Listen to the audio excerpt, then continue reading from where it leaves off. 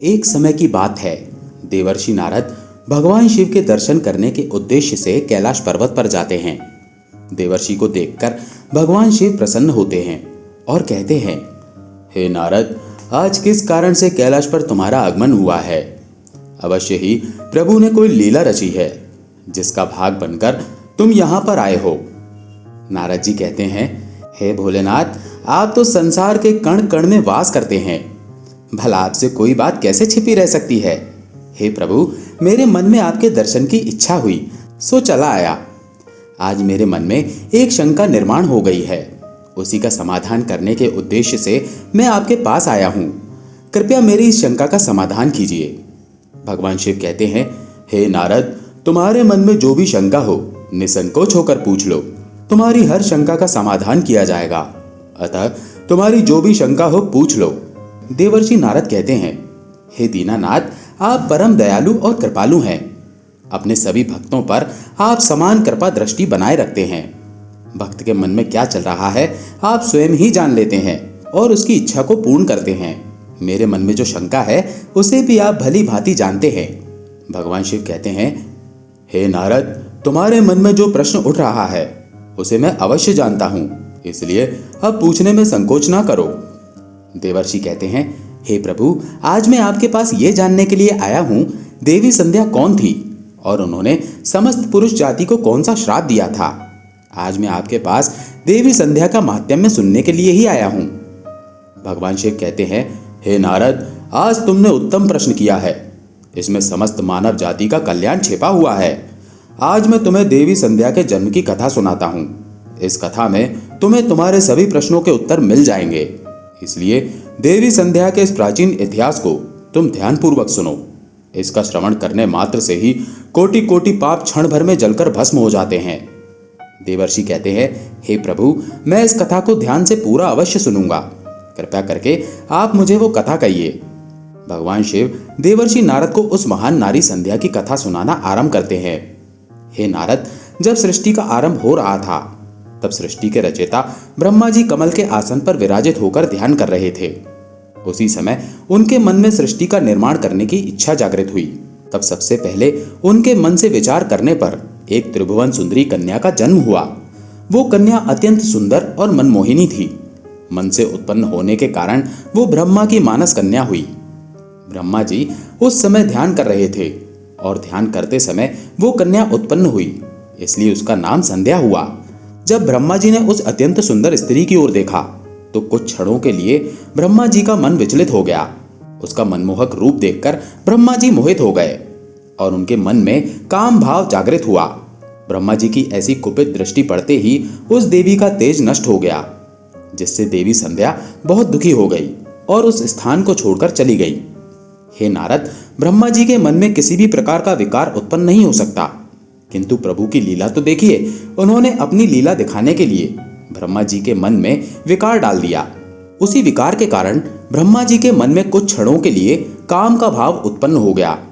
प्रभु की ऐसी लीला रचने के पीछे समस्त मानव जाति का कल्याण छिपा हुआ था, इसलिए अब तुम प्रभु की इस विचित्र लीला को ध्यान से सुनो। ब्रह्मा जी के ऐसे व्यवहार से देवी संध्या अत्यंत दुखी होकर चंद्रभाग पर्वत पर ध्यान करने के लिए चली गई। वहां जाकर उसके मन में इस बात की चिंता सताने लगी कि मैं तपस्या किसकी करूं, किस भगवान की आराधना करूं। इसी विचार से वो पृथ्वी लोक पर ब्रह्मलोहित नाम के सरोवर के पास चली गई और वहीं पर खड़ी हो गई। महर्षि वशिष्ठ उसी स्थान से गुजर रहे थे तो उन्होंने देवी संध्या को सरोवर के पास खड़ा हुआ देखा। देवी संध्या को अकेले उस स्थान पर देखकर महर्षि वशिष्ठ उसके पास चले गए और पूछने लगे, तुम कौन हो, किसकी पुत्री हो, इस भयंकर वन में किस लिए घूम रही हो? यदि कोई गोपनीय बात ना हो तो तुम्हारा उद्देश्य बताओ। तब देवी संध्या ने उनके साथ जो हुआ वो बताया और कहा, हे मुनिवर, मैं इस पर्वत पर तपस्या करने के उद्देश्य से आई हूँ। कृपया आप मुझे बताइए मैं किसकी तपस्या करूं? मुझे अब इस दोष से कौन मुक्ति दिलाएगा तथा तपस्या कैसे करनी चाहिए? कृपया मुझे उपदेश देकर अनुग्रहित कीजिए। संध्या की बात सुनकर महर्षि वशिष्ठ कहने लगे, हे देवी, तुम भगवान नारायण की तपस्या करो। ओम नमो नारायणाय नमः इस महामंत्र का जाप करो। जब तक भगवान के दर्शन ना हो तब तक इस मंत्र का जाप करती रहो। स्वच्छ वस्त्र पहनकर उत्साह और प्रेम के साथ इस नियम का पालन करो। मौन धारण करते हुए भगवान के नाम का जाप करो। तुम्हारी भक्ति से प्रसन्न होकर भगवान विष्णु तुम्हें अवश्य दर्शन देंगे। इस प्रकार से महर्षि वशिष्ठ देवी संध्या को उपदेश देकर वहां से चले गए। देवी संध्या को अब तपस्या का मार्ग मिल गया। उसके हर्ष की सीमा न रही और वो बड़े आनंद के साथ श्री हरि की तपस्या में लग गई। वो महर्षि के बताए हुए नियमों का पालन सावधानी से करने लगी। इस प्रकार सभी नियमों का पालन करते हुए देवी संध्या ने 4 युगों तक अपनी तपस्या जारी रखी। उसका व्रत, तपस्या और भगवान के प्रति श्रद्धा को देखकर सभी देवताओं को बड़ा आश्चर्य हुआ। भगवान विष्णु भी देवी संध्या की तपस्या से अत्यंत प्रसन्न हुए और फिर वे मनोहर चतुर्भुज रूप धारण करके उसके सामने प्रकट हुए और देवी संध्या से कहने लगे, हे देवी, उठ जाओ, मैं तुम्हारी भक्ति से अत्यंत प्रसन्न हूँ। भगवान विष्णु की मनमोहक छवि देखकर देवी संध्या शीघ्रता से खड़ी हो गई। भगवान का वो रूप सैकड़ों सूर्य के समान तेजवान दिखाई पड़ रहा था। भगवान के ऐसे रूप को देखकर देवी संध्या स्तब्ध हो गई। उसे समझ में नहीं आ रहा था कि वो क्या करे और क्या कहे। उसके मन में भगवान की स्तुति करने की अभिलाषा हुई, किंतु वो भगवान के उस रूप को देखकर कुछ भी बोल नहीं पा रही थी। भगवान विष्णु देवी संध्या की मनोदशा को जान गए और उसे दिव्य ज्ञान, दिव्य दृष्टि तथा दिव्य वाणी प्रदान की। देवी संध्या बड़े उत्साह से भगवान विष्णु की स्तुति करने लगी। उसके एक एक वाक्य में उसकी भक्ति और समर्पण दिखाई पड़ रहा था। तपस्या के कारण संध्या का शरीर अत्यंत क्षीण और कमजोर हो गया था। तब भगवान ने अपनी अमृत दृष्टि डालकर उसके शरीर को हष्ट पुष्ट बना दिया और मधुर वचन में उससे कहने लगे, भद्रे, तुम्हारी तपस्या से मैं अत्यंत प्रसन्न हूं। तुम अपनी इच्छा के अनुसार वर मांग लो। देवी संध्या ने कहा, हे प्रभु, यदि आप मुझ पर प्रसन्न हैं और मुझे वरदान देकर अनुग्रहित करना चाहते हैं तो मैं पहला वर ये मांगती हूँ कि संसार में जितने भी प्राणी पैदा होते हैं उनके मन में काम का विकार उत्पन्न ना हो। दूसरा वर मैं ये मांगती हूँ कि मेरा पतिव्रता धर्म कभी खंडित ना हो। और तीसरा वरदान मुझे ये चाहिए कि अपने पति के अलावा किसी अन्य पुरुष के प्रति मेरे मन में आसक्ति ना हो। जो भी पुरुष मेरी ओर काम भाव से देखे वो पुरुष नपुंसक हो जाए। भगवान विष्णु ने वरदान देते हुए कहा, हे कल्याणी, आज तुमने संसार के कल्याण के लिए उत्तम वर मांगा है। इसलिए आज से ही पैदा होने के बाद किसी भी प्राणी में काम वासना का भाव नहीं होगा। मनुष्य के शरीर की 4 अवस्थाएं होंगी, बाल्य, कौमार्य, यौवन और जरा। मनुष्य को कौमार्य अवस्था के अंत में ही काम भाव का उदय होगा। तुम्हारी इस तपस्या से आज मैंने ये मर्यादा स्थित कर दी है। संसार में कोई भी प्राणी पैदा होते ही काम भावना से युक्त नहीं होगा। तुम्हारे सतीत्व की प्रशंसा तीनों लोकों में होगी और तुम्हारे पति के अलावा जो भी पुरुष तुम्हें काम की दृष्टि से देखेगा वो तुरंत ही नपुंसक हो जाएगा।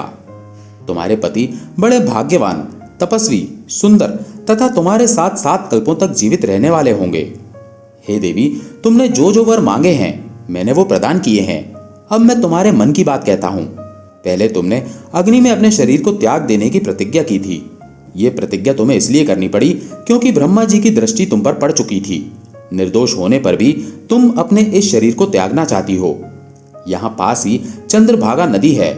उस नदी के तट पर महर्षि मेघातिथि एक ऐसा यज्ञ कर रहे हैं जो 12 वर्षों में पूर्ण होगा।